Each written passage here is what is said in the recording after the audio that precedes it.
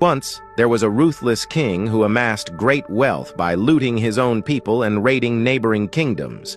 He was brutal, unkind even to his subjects, and his relations with neighboring rulers were hostile. With a powerful military and strong protection around his kingdom, he ensured his palace remained safe even during enemy attacks.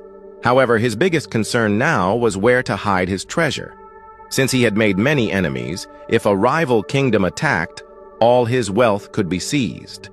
The king discussed this issue with his most trusted minister. The minister suggested building an underground vault in a deserted part of the forest. The king approved the idea, and a secret vault was constructed. Only 2 people had the keys to this vault. One was the king himself, and the other was his minister. The king trusted his minister completely and often sent him to check on the treasure. One day, the king decided to inspect the treasure himself without informing his family or minister. Before sunrise, he mounted his horse and rode to the vault. Using his key, he unlocked the door and stepped inside. As he gazed at the glittering diamonds and jewels, he became mesmerized by their brilliance.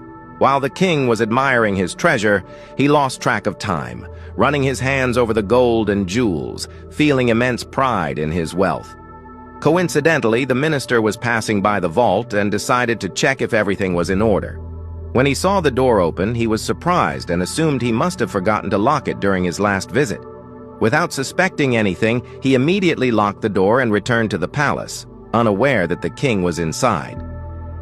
The king, lost in his fascination, did not notice that someone had come and shut the door.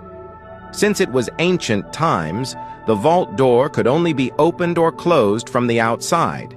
Even though the king had his key, he was powerless. It could only be used when the door was already open.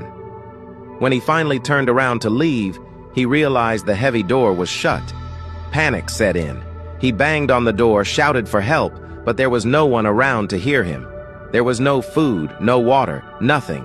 He cried, screamed, and eventually started talking to the gold and diamonds. "You are so valuable. I spent my whole life collecting you, but you cannot even give me a single drop of water. What is your worth?" His voice grew weaker as his throat dried. He collapsed but woke up again, unable to tell if it was day or night. Realizing that he had little time left, he wanted to leave a final message.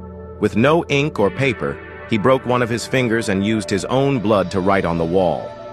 "The wealth I spent my life collecting could not buy me a single morsel of food." Meanwhile, back in the palace, chaos erupted over the king's sudden disappearance. The news of the missing king spread throughout his kingdom and even to neighboring states. 7 days passed, and everyone assumed he had been killed by his enemies. The greedy minister, however, saw an opportunity. If the king was truly dead, the hidden treasure would belong to him alone.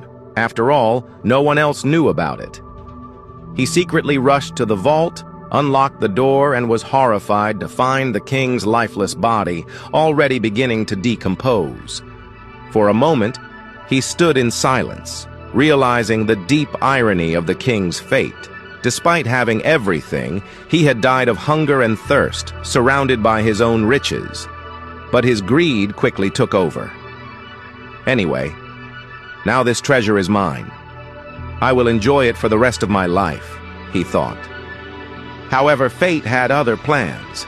Since the king's disappearance was widely known, the neighboring kingdom's soldiers had begun searching the area. While patrolling the forest, they stumbled upon the vault. They saw the minister alone, greedily collecting gold and diamonds, while the king's body lay inside. The soldiers immediately reported back to the king's palace. The royal military arrived, took the king's body back for proper rites, and the neighboring soldiers confiscated all the treasure, since it had been looted from their kingdom. The minister was imprisoned, accused of the king's death. Even though he hadn't killed the king directly, his greed for wealth had sealed his fate. He never informed the palace about the king being trapped, and now that the king was dead and he was caught collecting the treasure, no one would believe he was innocent. This story teaches us that no matter how much wealth we accumulate, material possessions alone cannot sustain us. Instead of focusing solely on riches, we must invest in our well-being, relationships, and inner peace.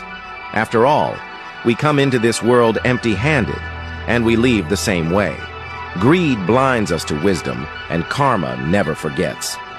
The king, despite his immense wealth, died helpless because he valued riches over relationships. The minister, driven by greed, thought he could claim the treasure, but in the end, he faced the consequences of his actions.